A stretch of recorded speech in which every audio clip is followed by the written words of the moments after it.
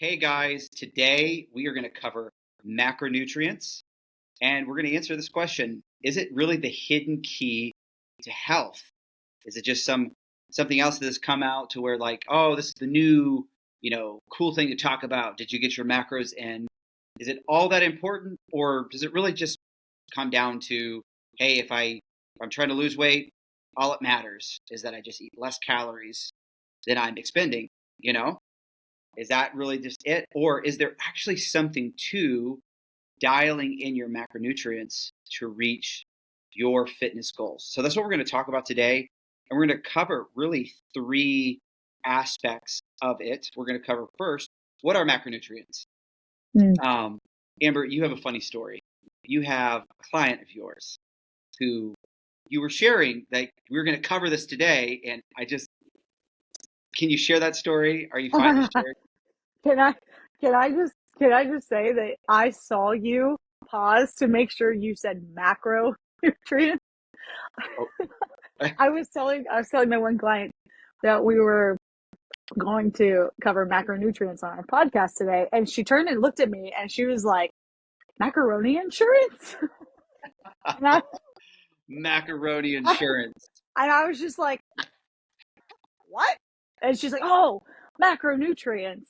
She's like, "Sorry." She's like, "My brain clearly was not with it." And I was just like, I am never going to forget that. Macaroni insurance. But yes, I told John that story right before we hopped on this, and clearly he had to like stop and make sure he didn't say macaroni. Yeah, Macaroni. we're going to talk about macaroni insurance today. Hey, that might Yes, actually be an important topic. Maybe not. it's a very important topic. Save the macaroni. No, I'm To just kidding. my kids, it is macaroni. Making sure we have enough. Actually, Yeah. it's funny story. Adrian, we were at this place where it was like this place that like served really good like salads. And we're like, Okay. Beth and I wanted to go, and I was like, oh man, what are we going to get Adrian? And they had this macaroni option. Like, yes, kids love macaroni. I'm going to get Adrian some macaroni. And so, sure enough, I we got this macaroni, but it was like a really like I don't know elaborate kind of macaroni, like the Oh, different type of cheese. It wasn't like your typical like like mac and cheese in box a mac and box. cheese. Uh So huh. that's like the best for like for kids at least. But Right. he ate it and it was just like some of it. And he's like, this is gross. So he has never liked mac and cheese. Like he won't try it. Like I'm like, you've got to try the box. Like, nope, it's gross. You haven't even tried it yet. But he just won't have it. It He's just scarred ruined it. for life. Yeah, it totally ruined it for him. But anyways, He'll try it again when so he's back older. to macronutrients. Yes, We're going to talk about macronutrients. what they are. We're going to talk about what they do in the body, and Yep. then how to optimize macronutrients to reach your fitness goals. And so Yeah. I'm really, really excited about this conversation. Now, when it comes to this topic, macronutrients, you have to distinguish them between that and also micronutrients. You can read Mm-hmm. something on that as well. So the difference between macro and micronutrients really come down to two particular things: quality requirements, or I'm sorry, not quality, quantity requirements, Mm-hmm. and the energy contribution that Mm. a particular food or whatever that you're consuming would have. So the quantity requirements, so for macronutrients, our body needs larger amounts of that particular nutrient in order for it to for us to be healthy. For a Yep. micronutrient, you need them, but just in smaller amounts. So that's why we Right. have a micronutrient. But also, it's the ability for it to contribute to your energy.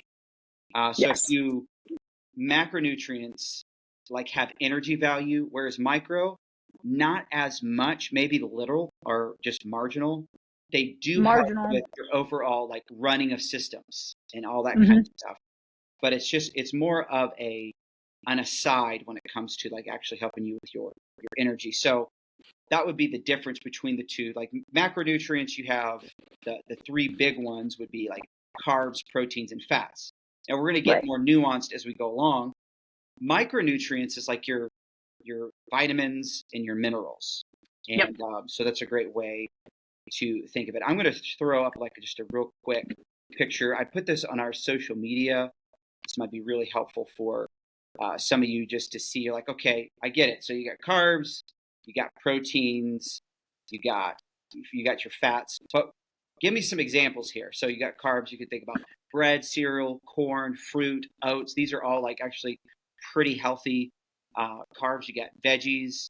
Obviously, with protein, you got chicken, egg whites. You have turkey, Greek yogurt. Then with fats, avocado, butter, a ton of different type of oils.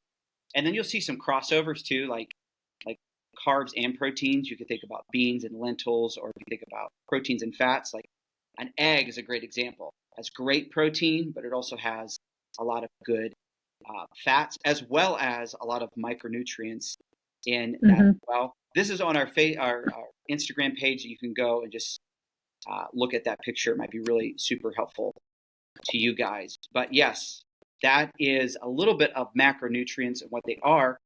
But let's dive a little bit deeper. Amber, you are a nutrition freak, I guess, and you're a nerd. Freak is a bad way to say. You're a nerd when it comes to nutrition. Freak. Yeah, we should start. You should get a shirt. Another shirt idea. I'm a nutrition freak. Nutrition freak. Oh my life! Actually, I have a shirt that says freak on it, so I'll just add to my shirts that say some sort of freak. We keep talking about shirt ideas and we just never act on it. So I think we should. We need to do something. Okay. First, crazy. I'm down for it. Yes. What we really need to do is like actually write these things down. That too, because you and I, we do have photographic memories, but we don't act on it. No. Yeah, Big right. facts. So Big dive facts. into these macronutrients. We talked about, okay, the big three: carbs, proteins, fats, but like maybe dive into a little bit more of what they are and what they do in the body, because that's going to be huge for us to get our minds wrapped around. How do we optimize it? Let's first know what they are and what they do in the body. So maybe start with proteins. Yeah. So understanding what you're consuming when you're eating your calories is, I think, way more important than people realize. Macronutrients is something that I'm actually somewhat new to. And by new, I mean, I've only been working with macronutrients the past 2 years. I've been in fitness for like 4 or 5 years. And when I started I'm working on my nutrition certification now to be able to coach it one-on-one. And the more I read and learn, the more I realize that when you boil everything down, calories matter, but what you're consuming as far as those calories matters more. And it's shocking to me that only like 50-60% of Americans actually get the amount of protein in that they're supposed to be getting. And I was like, why? So I started diving into it, and that's when I got really introduced to macronutrients and things like that. So obviously we've got proteins, carbohydrates, fats. And people automatically can get a little like wary when you start talking about carbohydrates, fats. They're like, like somewhere along the way, one diet or another usually demonizes one or both of those. So we're going to address that today. But yeah, with proteins, the basic of proteins is the biomolecule composed of amino acids, and it helps us on a cellular level with like multiple things through the body. It's the building block of nearly every cell in your body. So obviously super important. So protein doesn't just go into your muscles, right? Your brain needs proteins, your heart needs proteins, your lung needs proteins, everything does. So it's obviously very crucial to nerd out a little bit. It occurring in the cytoplasm, the translation is the process through which proteins are synthesized. So they're divided up into various types of proteins, and I won't go into like a ton of that. But basically, we have antibodies, contractile proteins, enzymes, hormonal proteins, structural proteins, storage proteins, and transport proteins. So when you're consuming proteins, your body basically breaks them down and divides them into the different jobs each different one does. And you have 9 basic amino acid proteins. And one thing I want to squelch real fast is some people say like, oh, you can't be like a vegetarian and get all of your essential proteins. I actually have a sister who was vegetarian for over 10 years. And one of the Wow. things people always said to her was, you're not getting protein. You can't get all of your protein if you're not eating meat. And I'm making fun because these were people who actually didn't do the research behind it. You can be vegetarian and get all of your proteins. It's just a lot harder. And you usually have to eat a lot of plants and plant-based things and grains at a much higher level to get the amount of proteins and amino acids that you need that actually like feed your body. So while a plant-based diet is not optimal, it is possible. Yeah. So Does she take a for lot of anybody protein on powder? here, Does she drink a lot of protein powder? you can only do one shake a day. Just one shake a Yep. day? Does Mm-hmm. she go for, like your typical range of protein? So her protein, when I tracked it, was a little bit on the lower end.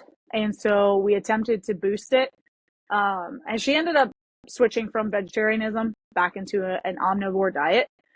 But like you can do it. Her protein levels were like at a pretty solid like 100 to 110 grams of protein, which for plant-based diet is good. Yeah. But her proteins should have been closer to like 140, 150. So, Yeah. and she was consuming like a good bit of food. And when you eat a plant-based vegetarian diet, you consume a lot more carbohydrates. So it's harder to find that balance. It is possible. It's just harder to find that balance. Gotcha. Yeah. Mm-hmm. That's interesting. I love your nuance here because some people will hate on vegetarian diet. Like I Yes. know for me, I kind of go, one, I really love meat. Yeah. There's obviously a lot of like minerals and other things that are in meat besides protein. That's also just great. But Yeah. you're right though. There's a great possibility of being able to. You have to maybe rethink things. But if you are vegan, you're obviously rethinking things, and Yeah. you can do it. You can make that happen. And really, and you're going to hear us in this series, for those who are listening in, talk about different diets. And it's not like we're trying to hate on these diets. Sometimes a particular diet could work for someone, like it's really sustainable. Mm-hmm. The issue that we typically have with diets is the diet zealots. It's almost like a religion to them. You know what I mean? Yeah. Just like this is the only way. This is the only way for human This beings is the to like way. flourish. And it's kind of like, and it's just not. If you show them data, they still don't change their mind. And it's like, okay, so is this really science based, or is this becoming something more like a political agenda? And you're kind of propping yourself up. Because if you go out there and you make yourself popular over a particular diet, if it proves to be wrong, you feel like, oh, well, I need to discredit all of the data to make myself continue to look good. And that's where we're kind of like, nah, we're gonna shoot that down really hard. So if you hear anything that we say that you are like maybe it's against what you've heard, just know that we're not trying to unnecessarily attack you or anyone else, but we are trying to say, hey, we want you to see the latest data when it comes to these different facets. So I appreciate you giving some nuance.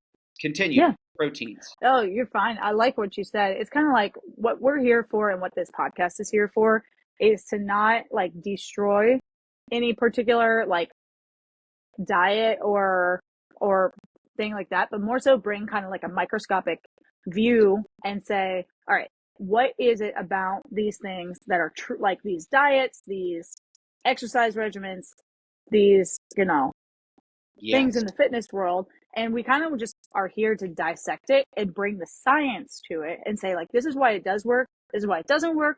This is why it's mediocre.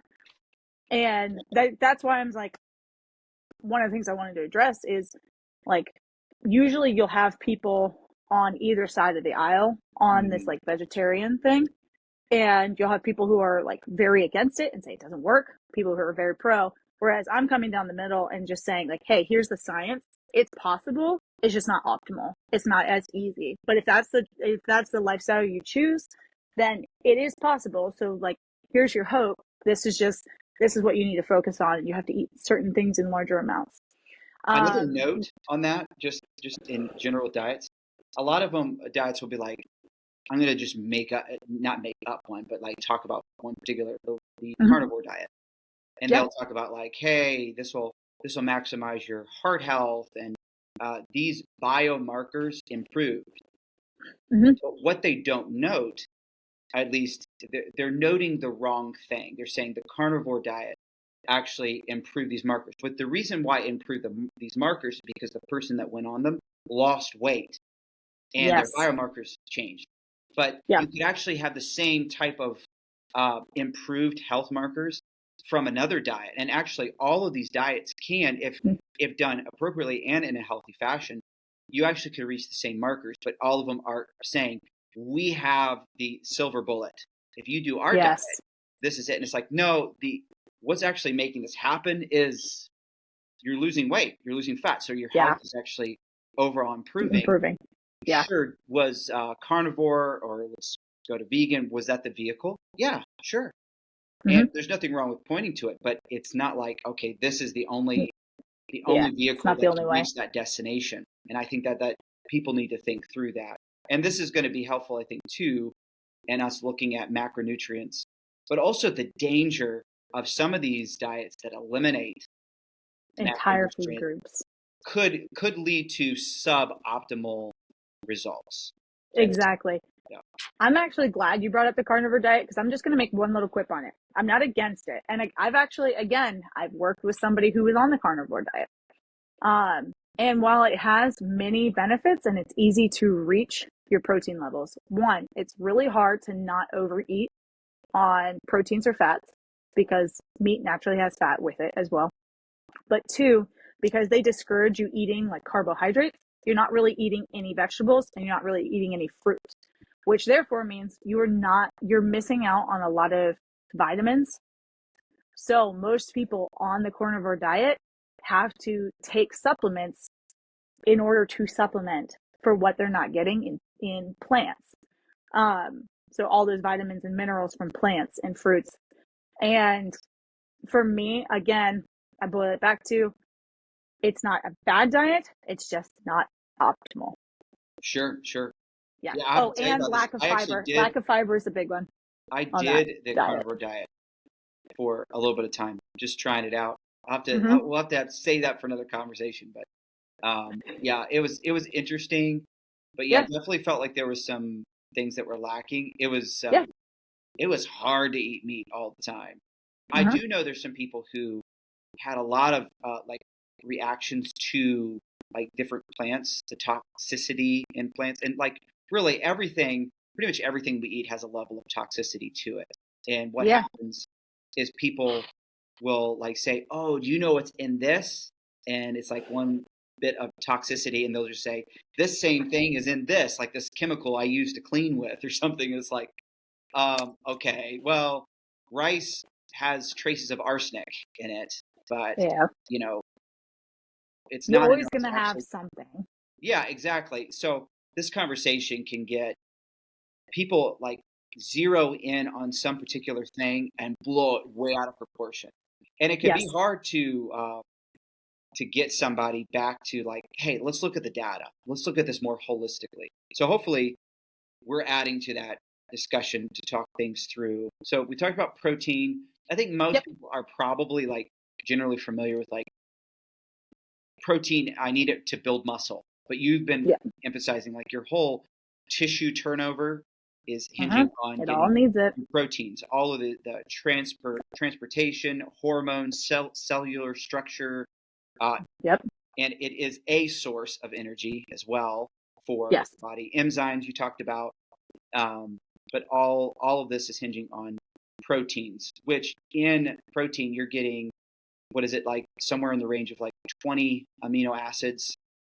Which what I find interesting Yes. um, is that your body actually produces proteins itself, not just the proteins you consume, but your body actually produces proteins. But 9 amino acids, your body doesn't produce. You have to get it from food. Yes. And so for your body to actually function optimally, it has to have that protein. Protein is considered a essential nutrient. As we go through these nutrients, we'll kind of range them on like this is really highly important, but not necessarily essential. Protein is essential. Essential. Yeah. And I'm going to that was a perfect segue into talking about like, why is it so difficult to get the amount of protein that we should be having? So the optimal amount of protein for consumption is 0.7 grams to 1 gram per pound of body weight. Now, obviously, if you weigh 350 pounds, no, you should not be consuming 350 grams of protein. You would go for a lesser number for sure. And if you could look for that number, talking to a nutritionist or your doctor about what that looks like for you. But that's the optimal level of consumption of protein. Now, a majority of Americans do not hit that. Approximately 50% do, but that means about 50% don't. And that's a combination of not only like food scarcity throughout the United States and depending where you live, but also because we live in such a culture that pushes produced food, like packaged food, overly processed food, and like that's essentially a majority of the commercials and whatnot that's not only on our television but all over our social media is all this food that's processed and it's junk food. And I say junk food because when a food is overly processed, it loses a lot of its nutrients throughout that process, whether through heat or freezing or cooking, over boiling, over fried, whatever you call it, it ends up being more carbohydrate or fat prevalent versus good and high in protein. And that's why when I work one-on-one with clients, I tell them, you have got to get that processed food out of your diet. I encourage my clients that 75% of their grocery shopping should be done on the outer aisles of a grocery store. So if you notice, if you go into a regular grocery store, it'll have your dairy, your eggs, your meat, and your produce all on the outside. And then all through the aisles, that's all your boxed stuff, packaged stuff, processed food, things like that. And that should only be 25% of your diet. If you are building a good meal and a good regimen and you're actually wanting to change your lifestyle, 75% of your shopping should be all fresh foods. Now, I'm not against frozen foods like frozen meat or frozen vegetables, frozen fruit. So like obviously that's kind of in the middle. That's aside. Actually, frozen vegetables and frozen produce are proven to have a very high concentration in vitamins and minerals because they are picked and processed at optimal growing season. Yes. So they have the highest amount of nutrients. So frozen is fine. And especially if you are like, hey, like my fresh stuff goes bad all the time. One, that means you're not eating it enough or you're buying too much. But if frozen is better for you and you're less likely to let it go bad, frozen is fine. But yeah, so that's one thing to keep in mind. So I know we're taking a long time on this protein, which is just protein is important. It is. It really is. One thing I would watch out for those listening in, you're like, man, I need to get more protein. Amber's talking about it. I need to get more protein. And what you can do is you can go to the store and you can read labels that say this is a good source of protein. Now, people will say they say that for anything above 10 grams of protein. Exactly. And sometimes just like I've seen even like less protein in it, and it's like, wow, that's not actually a good. It makes me so mad. A good example of this, and I'm actually not totally against this brand or whatever, but there's a and I'm sure there's good. I think this is actually good for somebody that just needs to get more calories. This could be like a fun little go-to. But have you ever heard of the brand, The Complete Cookie? Yes. They have. It's actually branded as like this is a protein cookie type of thing. And I'm not saying that it's all bad. So I just want to clarify. So hey, if the Complete Cookie people are listening, we love you. There's a couple. We do like your cookies. Yes, but one thing that I was talking to somebody who's trying to be in a caloric deficit. They're like, hey, is this cookie a good option? And so, well, let's look at it because you want to look at calorie to protein ratios. Yes. And this cookie is 460 calories. Yeah. Just one cookie. And It's a pretty hefty little snack. 16 grams. It has 16 grams of protein in it. So it basically roughly works out to be 15% of the cookie is that protein. The rest is carbs and other things, sugars, whatever. But but I just said, if I have like a protein shake that gives me 25 grams of protein and it's 100 calories. Yeah. If I double scoop that, 200, it's 200 calories and, roughly, and I'm getting 50 grams of protein. So the calorie to protein ratio is much 5%. That's high protein. That's a good go-to. I know it's not as much of a snack, but anytime I'm looking at it, because some of these nutritional bars that are high in protein aren't much better than a candy bar. Like, no, really, they're not. when you eat it, Have you ever had the Gatorade protein bars? I have not. I'm actually not a big protein bar person generally. But. Me neither anymore, the more I've learned about them. But they are delicious, but it is a freaking candy bar.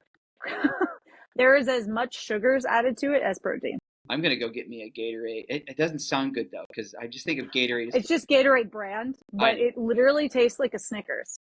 Wow. Nice. Yeah. Hey, obtain optimal health. Eat your Gatorade bar. There we go. See, they should maybe as a commercial. Be awesome. Actually, they're probably mad at us. But seriously, though, and not trying to hate on I think they're great for athletes. Yeah. Oh, my goodness. Because they just need higher calories, calories, and quick sugars. Yes, exactly. Yeah. So, but as far as for weight loss, they're not a good option. So when you're saying, man, I want to get more protein, that's important. Yep. Just because it says high in protein doesn't mean it's actually a great protein snack. And so maybe we'll do a bit of a series on like walking through different snacks and even. That would be so fun because that would also give me a reason to go to the store and like try all these things. Yeah, we can like shoot you in the store like eating on protein bars. Next time I'm down near you, maybe we should just make it together. That would be fun. Definitely, that would be fun. Be in the plans. So we got Anyways, proteins down. We digress. Did you want to move to carbs? We do need to move to carbs. We need to move this along because I'm lacking carbohydrates. Everybody's favorite. Yes. Everybody's favorite macronutrient, carbohydrates. All right. So obviously, carbohydrates. You either love them or you hate them. There's very few people who can have just like an objective view of carbohydrates. All right. But what we need to understand is carbohydrates are the energy wheelhouse of your macronutrients. This is where your functional energy comes from. So carbohydrates are not bad. They are delicious for the most part, depending on where you get them from. Because, fun fact, spinach is a carbohydrate. All right. So your vegetables and fruits technically fall into carbohydrates just as well as potatoes and pasta and bread. All right. And some people are shocked because they don't actually know that, but it's true. Now, obviously, when you get carbohydrates from a more natural source, fruits, vegetables, potatoes, it's all lower in carbohydrates because they are coming from the earth, right? Whereas pasta, breads, processed foods, all of that, it's a bunch of stuff all mixed together and baked and made and whatnot. So it's higher in carbohydrates. We would call it denser in nutritional value. All right. So you have to remember when we're eating something that's denser in nutritional value, and if you're going for weight loss, you need to eat less of that. All right. And fruits and vegetables, not only do they have like less carbohydrates, but they're also full of vitamins, minerals, and fiber. All right. So that's all super crucial. So you have different types of carbohydrates. So you have monosaccharides, disaccharides, and polysaccharides. All right. So unless you're going down into the atom links and chains, those words probably don't mean much to you. But basically, the difference is the monosaccharides, those are your simple sugars. All right. That's the stuff that absorbs into your system real fast. All right. So you got your glucose, your fructose, your galactose, your disaccharides, that absorbs into your system a little bit less quickly. And those include lactose, maltose, and sucrose. All right, and then you got your polysaccharides, and these are formed by many chains of monosaccharides. All right, so they're a little bit denser. And those are used, all of these are used for sources of energy. Sorry, I lost. Those ones are starches, glycogen, and cellulose. Okay, so when you think of a starchy vegetable or pasta, things like that, that's what we're talking about. All right, those are polysaccharides. So each of them absorbs into your system and is used in different ways, and usually processes differently. So the polysaccharides, so you see like it's a starchy. Have you ever eaten like pasta and it like sits heavy in your stomach? Oh, yeah. Mm-hmm. That's why. It's made of mostly polysaccharides, right? Whereas if you eat something with simple sugars, let's say tandy cake, all right? That doesn't sit in your stomach very long. You get like a little burst of energy, a little bit of dopamine hit from the happiness and all the quick sugars, but it's through your system real fast because your body can process it very quickly. So those are the difference kind of between those saccharides. So the amount of like Monosaccharides, um, disaccharides, polysaccharides. yep. You should like come up with like a rap song with these words and explanation so we could like really remember it. Like, could you do that for us? Like Kind of Amber, the that's an amazing nutritional thought, but I rapper. can't rap. But But this, I know somebody who can, so maybe if I give them a thought, they'll come up with something. but this could be a TikTok channel, like you rapping nutritional facts. I have a flat billed hat too. Oh, this has got to be a thing. My Okay. Anyways, moving I on. would listen to it. I would be a fan. That'd be great. I could make it kid friendly and you could just have it on in the background. No, I would make such a good Kid, like nutritional show person for did I kids. just like did I put something on your vision board? Yes.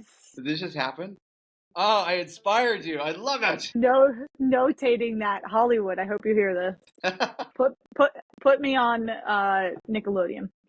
All right. So, would you say that like so proteins would be almost the primary building source, Yep. and then carbohydrates is the body's primary energy source? Yes. Okay, would you make that distinction? Now, all of these are energy sources, but Yes. carbs would be that. And very important. Yeah. Yeah. Carbohydrates really are just essential for energy to function throughout your day. And that's why I encourage, like, I discourage low carb diets. I just think if we control our carbohydrates, you can still obtain weight loss. But low carb diets, not only do they fail for the most part, they have a very high fail rate. They're just not sustainable long term. Yes. And one of the things is like there's been different phases of dieting through Hollywood, right? Different expectations, and whatever goes through Hollywood is what gets put on your TV, it gets put on your social media, and it gets put on the magazines you see at the store. And low carb, low carb, low carb it's still a very popular thing. When I was a kid, low fat was a big one. I remember seeing that a lot, but science has kind of ditched that. Whereas low carb, honestly, Hollywood was being honest with y'all. If the big popular media was being honest with you guys, controlled carbohydrates would be a better way to put it. And it's because, again, we have such a focus in our diet culture, nutrition in America, whatever you want to call it, on simple foods, simple carbohydrates, pasta, bread, fast food, pizza, burgers, like you name it, it's pushed. And if we really could just like dial that back and control it more, you'd have the body composition, or you have that toned look or that weight loss that you would want. Yes. If I could give And something that's anecdotal, just yeah, a bit. give it. So I'm not coming at this, because so many people come out of the gate just like, all these different experts from different sides of this conversation. but just from my experience, and I've been in fitness, the fitness industry, and working out and studying this for, man, I sound old, like almost saying this, but like really, it's been. I started working out like when I was 12, but I started being really serious about weightlifting when I was 15. So it's Oh, over 20 years. Yep, sound old. Okay. Um, sorry. I'm sorry. For those who don't know, there's a 10-year age difference between Beasley and I. yes. And so there's some things that he says that makes me chuckle, Oh, I'm this being sure. one of them. Sure. It's I'm All right, I'm the continue. dinosaur of the group. Here we go. So, but one thing that I've experienced, and I tried a lot of these things. I never tried veganism, but Yeah. I've tried ketogenic diet. I've tried the carnivore Yep. diet you mentioned. When I did the ketogenic diet, which for those who are listening in, that's a higher fat, low carb diet. Okay. Yep. And usually it's a bit more extreme because you're trying to stop burning like carbs for that main energy source and you're trying to switch to ketones Yep. and for burning of that energy source. And I will say this, like your body does get used to what you give it. Your body Yeah. will get used to it. But what we're talking about here is like carbs is not necessarily like an essential macronutrient. Like if you don't have this, you won't have any energy. You'll definitely feel it if you've been fueling your body with carbs and you all of a sudden stop. You're going to really feel it. And it's going to take a while for your body to adjust. Your body Yeah. will adjust, but here's the thing: when you adjust, are you still optimal? And I would say for the large majority of people, there's some people that have maybe some reactions to carbohydrates with like inflammation and all that kind of stuff, and they just felt better on a lower Hmm. carb diet. So if you're listening in, you just said, "Man, I feel better that I'm on a low carb diet." That's totally fine, and we're not against that. But for the Right. large majority of people, they're going to feel more optimal with higher carbs in their diet, and also if you're an athlete. I mean, this is Yes. pretty much in the data.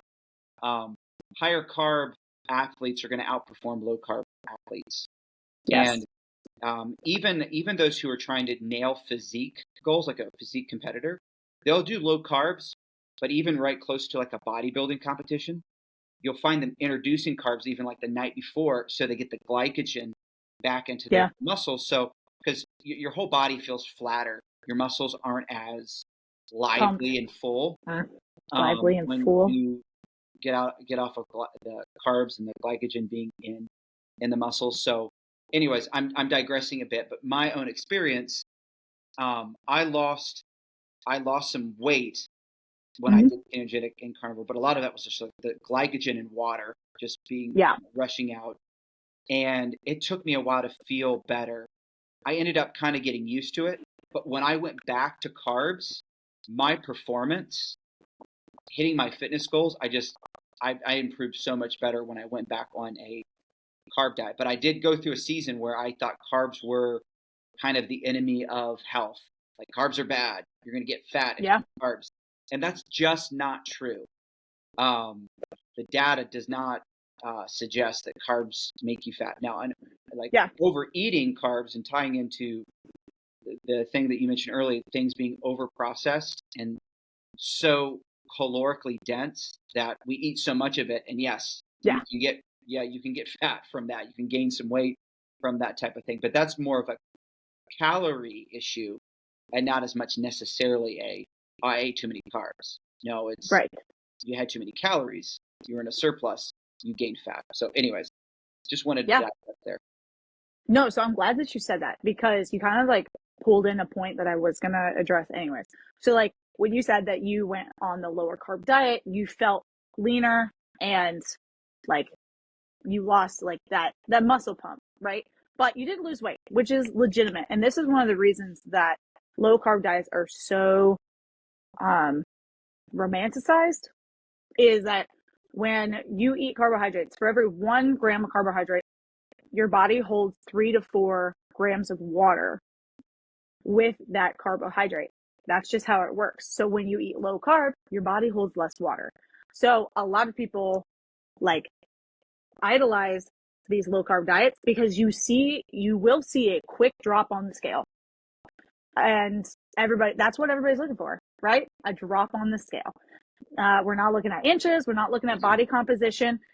Yep. You are just staring at the scale. And so, yeah, you're going to lose weight quicker. But one thing you have to keep in mind is that a majority of that weight loss is not fat. Unless you are staying on a low carb diet for 8+ weeks, which most people don't because they can't, you're just losing a lot of water. And as soon as you reintroduce carbohydrates, most people see that scale go back up really quickly because your body is rehydrating with carbohydrates and water, and people get discouraged. And like I've said this before, and I'll say it again. I have so many people who will tell me, they're like, being fit is just not for me. I've tried it so many times, and it just doesn't stay off. Well, it doesn't stay off because you didn't learn how to eat properly, and you probably tried some sort of crazy diet, and of course it didn't stick. And I think the average number of diets that Americans will try is like 5 to 6 diets, different. And so, yeah, of course, after that many tries of trying to lose weight, and the fluctuation of like that 10 to 20 pounds, yeah, it gets really freaking discouraging. But if you learn how to optimize, it's hard. People are good at advertising because, like, I know for me, especially when I was younger, you just see this like ripped dude, and then it's like they advertise like, you want to get this, do this diet, and it's obviously like, or do this workout program, and the more and more I get into like understanding the just like exercise science as well as nutrition, like everyone tries to find that I don't know, that extreme. And normally the most sustainable way to get to your goal is not these extremes. Not extreme. But extremes mean usually very quick results. And that's what people want. Yeah. And then that explains the kind of the yo-yo diet type of thing. Yeah. So you want to hit on fats? Let's hit on fats. Everybody's second favorite carbohydrate or micronutrient. Everybody's second favorite macronutrient. So yes, so fats are essential. Again, the biggest importance on fats, and they're essential, is that they are crucial for brain function, right? So your brain literally functions basically on fat intake alone, almost.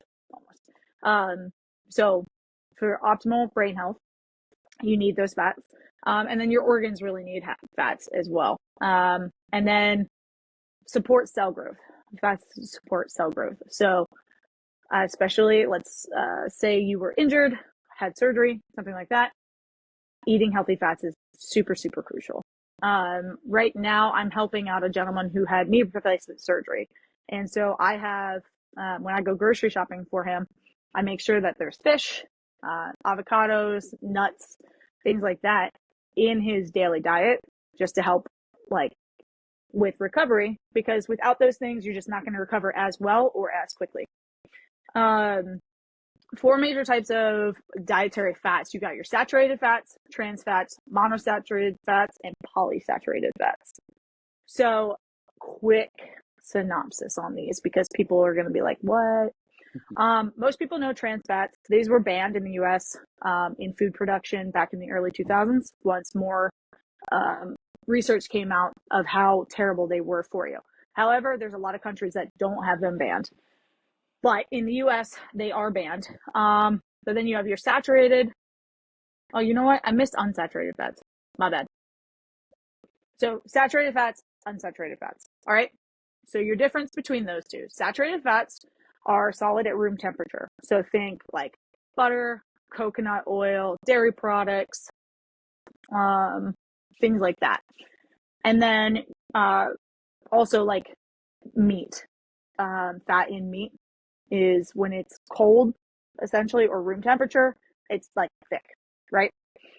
Then you've got your unsaturated fats. So these are going to be the fats that are liquid at room temperature. So think nut oils, nut butters, technically. Like if you take the oil out of nut butters, it's very liquidy. You've got vegetable oils, and then Fish. So those are the two on there. And then under unsaturated fats, you've got the monosaturated fats and the polysaturated fats. So I'm sorry if that came out very confusing. Clearly, my notes were not well written. So poly and monosaturated fats, basically, it's a single link chain of fats or a multi-link chain of fats. Those are the differences between those. And between the two of them, you really want to focus on consuming a little bit more on the saturated fats. Your body processes them a lot better, and you can, they help with many more body functions, and they're healthier. They bring down your bad cholesterol. They're really good for heart health, brain health, and things like that. The unsaturated fats are the ones that you don't want to eat as often. Specifically, again, most of the unsaturated fats, many of them are just fine, like olive oil and nut oil. But then you have your vegetable oil, technically falls under unsaturated fats as well. And it's in these grain and vegetable oils, like these highly processed oils that are in everything. All right. They are in everything. They're in your fast food. All of your stuff that's fried is fried in these vegetable oils, canola oil, corn oil. Okay. Processed foods, because all of these oils are cheap and they're highly processed. And those are the oils that you want to be avoiding. Yes. Just plain and simple. Avoid processed foods, avoid fried foods, and you should be good. And then if you're making things like brownies and stuff like that, it usually calls for like olive oil, canola oil, stuff like that. Try to just choose a healthier oil to make baked goods at home with. Sometimes I use that stuff myself, but I really try and avoid using these highly processed oils. I'm They sorry. cause inflammation. What did you say? I lost track because you started talking about brownies, and now I just want a brownie. No, I'm just kidding. Yeah. they use these highly processed oils, and it causes a lot of inflammation in the body because of it. So I just really encourage people to just really back down on those type of oils, and I encourage my clients to not even keep them in their house. You don't need them. You can function and make a lot of things without those kind of oils. Yeah. But fats are like super, super crucial. They also are crucial for helping to transfer specific vitamins and minerals throughout the body. So that's why low fat diets are not good. Thankfully, low fat diets are like less common now than they used to be. Yes. Like was that 20 years ago? 60s and 70s, maybe into the 80s? Those are big. Yeah. Yep. Interesting, like just to summarize, I didn't want to get you off track here, Amber, from what you were saying. You're fine. Continue. I like to try to encapsulate information. And I'm thinking like, okay, protein is this fundamental idea of like, this helps build the structure. It's the primary mechanism of helping us build, whether it's turning over tissue, muscle, whatever. A little oversimplification, but it kind of helps us get a category. Carbs, primary energy source for the body. Fat is a secondary energy source, but it seems to me to be like helping our bodies reach efficiency. Yes. Like it's an energy source, not as high as carbs per se, but it is an energy source that helps us with, like, for instance, like protecting your organs. You get fat deposits around organs that can, protect, give like a cushion. Hormonal production, so that they are crucial for synthesis hormones. of hormones, all that kind of stuff. So if you go super low in fats, it can just throw off so many different things. Like it could be sex drive, it could be like even just we're talking about cognitive functions. That can cause issues. Now, carbs obviously do help with breaking through like a mental fog, brain fog, but a lot of times it can be just too low fat. The diet when it comes to fat is just extremely too low. We're going to talk about amounts here in a little bit, but it's just important to see that actually each one of these Could you eliminate carbohydrates and be okay? Well, yeah, you'll survive. Is it optimal? We would suggest not optimal. Yeah. Could you eliminate fats and be okay? No, you would not be okay. Hormonally, you would be really messed up and probably You'd be right. cognitively messed up. So Yeah. it is an essential macronutrient. And this is why these end up being the big three. And Yeah. they are important. Now, the way that you go about how much you get actually does depend on like your goal and maybe even some of your chemistry as well, like how you feel and stuff. And we recognize that each person is different and they might respond a little bit differently to, a different percentage of these macronutrients. But we want to just suggest that they're all super important. Did you have anything else to say about the fats? No, not really. That was. So here's what I want to say. And I'm really excited about this because I would suggest that probably people listening in stupid excited about this. Don't recognize that we covered the big three macronutrients, but did you know that there are arguably three other macronutrients?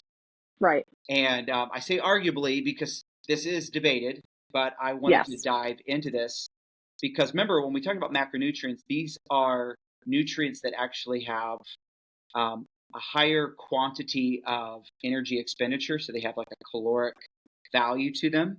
And and so these are other macronutrients that need to be brought to the conversation. We're going to be really quick on these.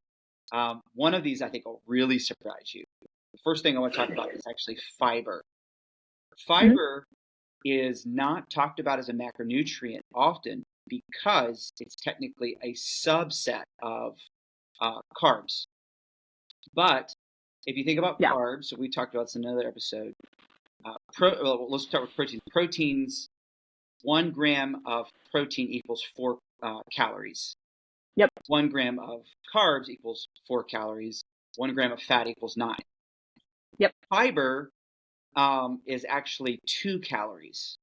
Mm-hmm. So it per gram. So it's just a little bit different. And that's one of the reasons why it's kind of separated from carbohydrates. Also, it's distinct in that it does something different in the body as well. There's the way that it works, and when it comes to like breaking down of in your digestive enzymes actually can't always break down the fiber, which helps you feel like more satisfied. You can't eat as much. It can be good for your gut health and all this. It's super good for your gut health. It's crucial. Yeah, like a couple things just to rattle off here: heart health, your gut health, preventing constipation, blood pressure regulation, disease prevention, stabilizing blood lipids. These are all ways that like fiber can play a big. And it helps with blood sugar. Yes. Stabilizing blood sugar. Mm-hmm. But the reason why it's talked about often in the conversation of macronutrients is because it pretty much rolls into carbs. Right. The next thing, macronutrient that may surprise you is glycerol. And glycerol is often not considered a macronutrient because it's technically a kind of fat. So it's often it's subsumed under that macronutrient. Right. But one thing about glycerol that I think is interesting is that it's a component of triglycerides, which are molecules stored energy in forms of fat. During metabolism, triglycerides are broken down into fatty acids. And because, again, this macronutrient is just a subset of fats, it gets rolled into that conversation. But there are some people who are saying, hey, these actually function different in the body. Right. And they have a caloric value to it, so they should be separated. So sometimes you'll see these as macronutrients. But here's something that may really, really surprise you. And the last macronutrient that we want to talk about is like, I was shocked. I actually found this out pretty recently. Amber, do you want to tell us? You did? Yeah, relatively recently, yeah. Oh, okay. Well, that's super interesting. Yeah. So alcohol technically is its own macronutrient because of its own caloric density per gram in the body. So go ahead. I was going to say, somebody's listening to this and they're like, yes, alcohol is a macronutrient. They're like, I'm going to get healthy. Yeah, They're except excited. for it's a non-essential macronutrient, Oh, 100%. Amber, that Sorry, was a wet sorry. blanket. You didn't even give time. I did wet blanket that real fast. Well, Even and those who people, I'm gonna have a lot of people who argue with me on this, and like I'm not here to bring argument because I'm not telling you to not consume it, mm, but uh, when especially if you're tracking macronutrients and stuff like that, you have to be putting in your alcohol consumption because it is 7 grams or 7 calories per gram, and yeah, it's up there close to that fat. adds up. Yeah. Yeah, and your body technically processes it similarly to how it processes a carbohydrate. Um, and it kind of falls under a subset of carbohydrates, but it's more hefty in calories. So it needs to be accounted in and of itself. But it has absolutely no nutritional value. If anything, it's very much a detriment to one's health. Mm, And people are going to come at me and be like, well, do you drink? Yes, I do. But I drink controllably and not very often. And I think that that's kind of a key of like, okay, you don't have to, I'm not telling you to like take it out, but if you are wanting to live optimally and obtain optimal health results, then yeah, avoid it. yeah, like Um, I was looking into this a little bit. yeah, Like I was just thinking like, okay, so a couple things just to rattle off when it comes to the lack of positive or even negative effects, the presence of negative effects in the body. So your yeah, central nervous system is it's a depressant for it. Now, yes, it is. if you're really depressed, Unless it's tequila. yeah, if you're depressed, it probably makes you feel better. That's why people run to it, for kind of a Yes. It's a antidepressant. dopamine hit. Yeah, yeah, exactly. And Mm-hmm.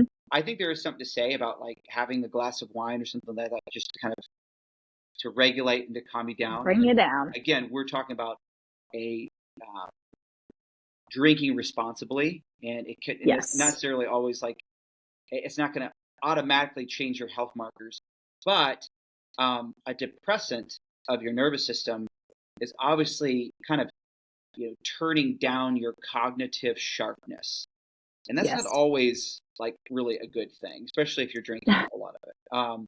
But Yeah. also, um, you know, it affects your liver metabolism. It could really dehydrate you.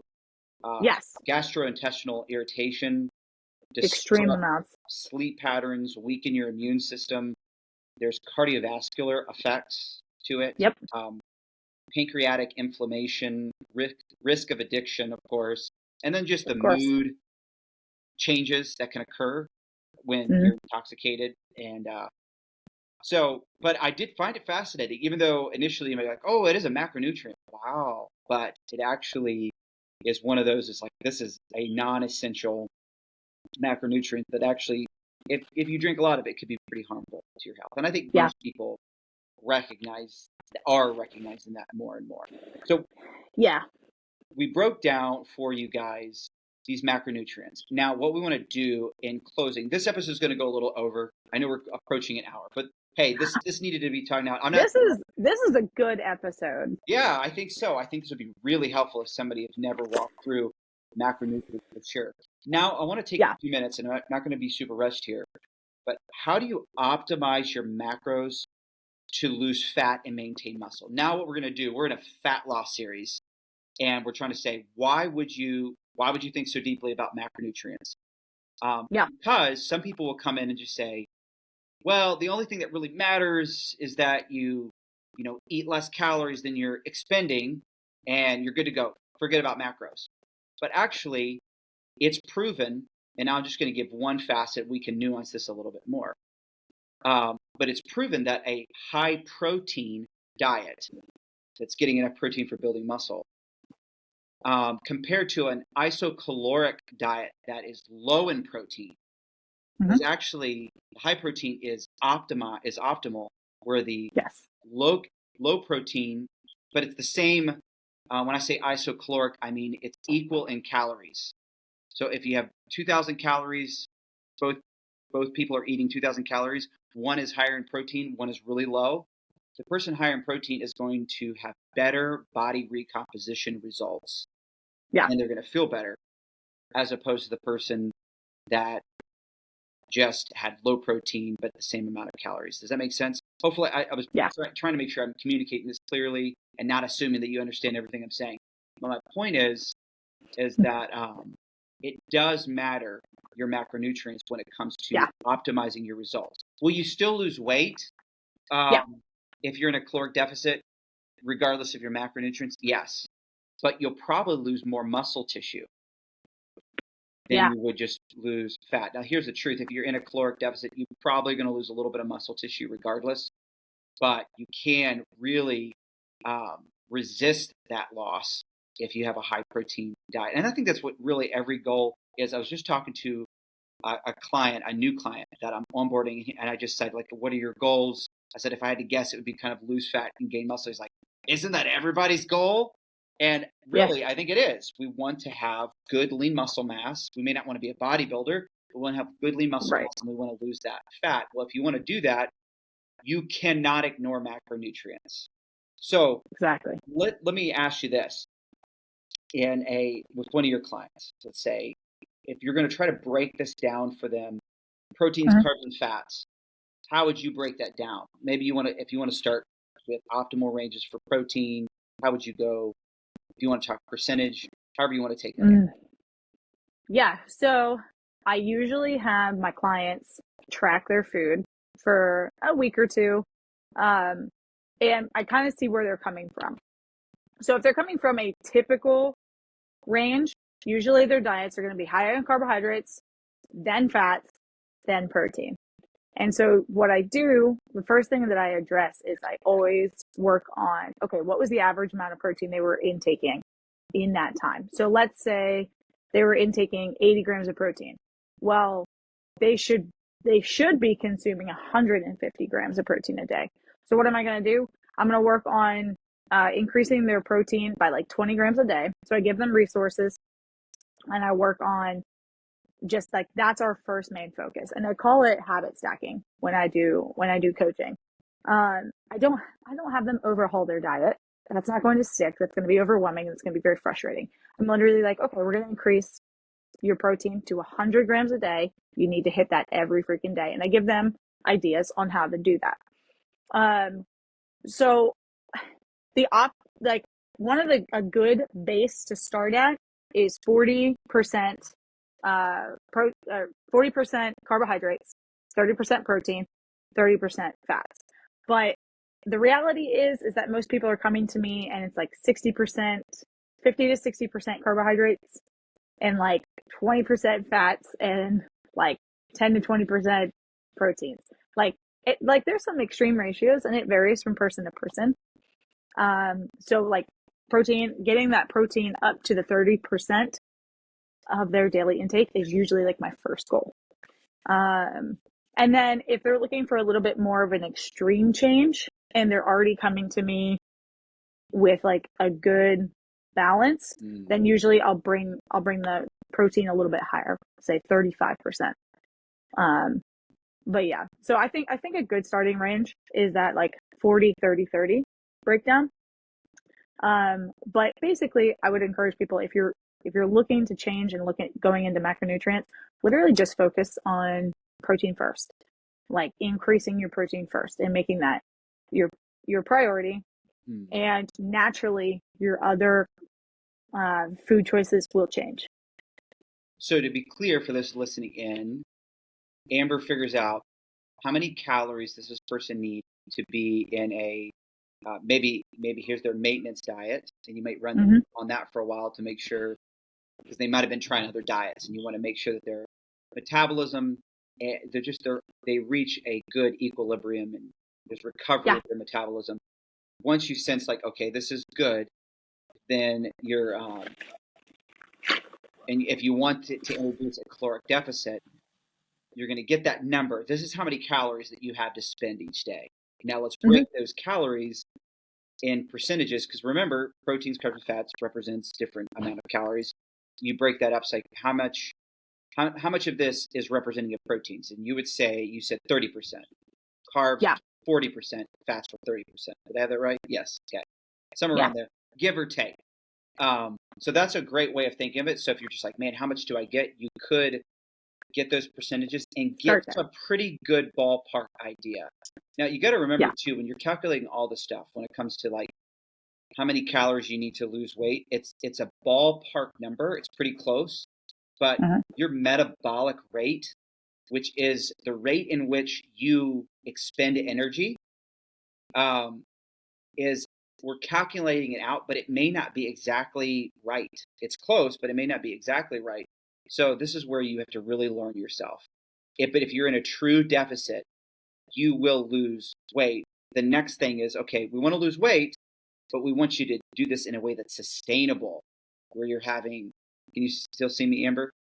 Yeah. Oh, you just looked really concerned. I didn't know if you, No, the recording did something funky. What does your recording number say? oh, it says it's still fine. I think just Okay, good. our signal has gone off a little bit. Okay, It's fine. keep rolling. So but this can be really helpful if you like, here's my calorie intake, and then here's my basic breakup of what it looked like. You're going to be in a pretty good place. Let me give you a different way to think of it, because I often don't think of it in percentages. I actually think about them more in like fundamentals, like how, if you're trying to maintain as much muscle mass as possible, how much protein do you need to get? And the Yeah. literature as of late, and again, I always want to base things off of the latest data. That could change. There could be more studies that show nuance here. The Yep. latest data shows Science is ever that changing. for people to like maintain muscle mass or even to gain muscle mass, the amount of protein, you need at least 0.7 Mhm. to 1 gram of protein per per uh, per pound of Pound. body weight. We're both struggling with that equation today. It's fine. But yeah, you can even go up as high as like 1.2. And Yeah, for some that are that's high. like in a bodybuilding situation, they might even go 1.5. That they're trying to really be more. It's an extreme, maybe more of an extreme case. Right. I think though most people have a hard time getting 1 gram of protein per pound of body mass. That's Yep. really hard. So I usually try to start them off saying, let's try to hit that 0.7. Yep. Figure that out, and then we might slowly work that out. Now, this is interesting. I don't know if you knew this, Amber. You probably do, because you're like a brilliant person. But when it comes to, are you familiar with sarcopenia, which is the rate of like people when they age, they start to lose muscle mass? Yes. And then if you combine sarcopenia with um, the being in a caloric deficit and how much protein you need, every decade, actually, you should be getting more protein. Mm. And because of those two things, like one, naturally you're going to start to lose more muscle mass. So an 80-year-old actually should be getting more protein than myself to maintain that muscle size and strength, because Right. longevity depends on keeping that muscle size and strength Yeah. gains. And so that protein is super important. I like to do like an episode to explain that. That would More be in fun. detail. But you have protein, so I get that factored out. So here's the amount of calories you can have. All right, now let's figure out how much protein that is. So for me, I'm about 220 pounds. So I would try to get, if I was getting a gram per pound of body weight, I would be shooting for about 220 grams of protein per day, Mhm. which would be a great thing. So I figure that out. The next thing I figure out actually is fat, because remember, that is an essential macronutrient. And I like to usually help people get at least zero point 0.3 to zero point 0.5 grams of fat. Now you could certainly have more than that, but I at least want to get that in. And if they enjoy more fat in their diet, I'll keep that number a little bit higher. But once those two things are locked in, I got the protein locked in, I got Yep. the fat locked in. The rest of the calories are backfilled with carbohydrates. Yes, as it should be. Yeah, Carbs should be the last thing that you are choosing. and then when you go, if you want to go on you start to go into a caloric deficit, you can cut out some fats if you have higher fats, but you don't want to drop below 0.3. If you Right. do, you're going to have some hormonal issues. So you want to keep that at that point. But what I do is and this is why people say, well, if you cut carbs, you'll lose weight. Well, it's not really cutting carbs that make you lose weight. It's cutting calories. Yes. But carbs is that macronutrient that is a little bit more negotiable. You can cut Yeah. that down further and further, and you'll still be fine. But I still think that you should fight for a caloric restriction with as much carbs as possible, because that's going to keep you feeling good and Yep. And energetic. it's going to be long, like it's going to give you longevity to be Yeah, able to do a caloric deficit efficiently. and I didn't think about this like deeply until like I think the last couple of years. But your optimization in the gym, like if you want to put on good muscle, then you have to push yourself hard. Yeah. To reach muscular adaptation, you got to push yourself hard. If you take carbs out, you're taking the ability to really push yourself to failure optimally. Yeah. And so it actually, having lower carbs, even though your proteins are high, you could actually lose muscle mass because your body doesn't feel like it needs to hold on to the muscle because you're not pushing yourself hard enough. So Yep. carbs are important for maintaining muscle size and density as well. So a nutritionalist or like a personal trainer like Amber, we're gonna really try to hone these macronutrients so that it's sustainable.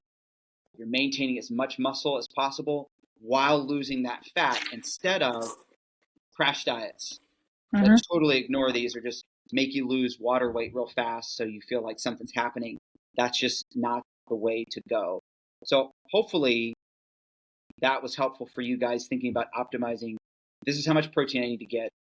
This is how much fat I need to get. And I've already calculated my calories. I backfill with my carbs and I'm good to go. If Yeah. you do that, give or take, depending on your makeup, you can have more fat if you want. You can have more carbs. And the nice thing, again, is your body just learns to adapt. If Yeah. you have more fat and fewer carbs, your body's going to end up burning um, more of the fat. And when I say burn more fat, I'm talking about the fat you consume, not necessarily fat tissue, you know. And if you eat more carbs, then that's going to use that as a primary source. But I think optimal for lifting weights, working out, and having good, strong exercise, you don't want to eliminate carbs entirely because that's going to make you really suffer. So for those who are listening in, hopefully this would help you when you think about macronutrients. Amber, did you have Yeah. anything that you wanted to like close with that you just feel like closing statements that would really help people? Focus on protein. Shop the outer aisles of your grocery store. Eat more vegetables. That's what I got for you today. I love it. I love it. Let us know if you have any questions about this. We'll Yes. probably do some reels and different things like that. We'll just kind of add to some of this content. We But want I, to hear from you. yeah, love this conversation about macronutrients. So Amber, thanks for joining. Everyone who came in, thank you so much. Have a great day. Bye, y'all.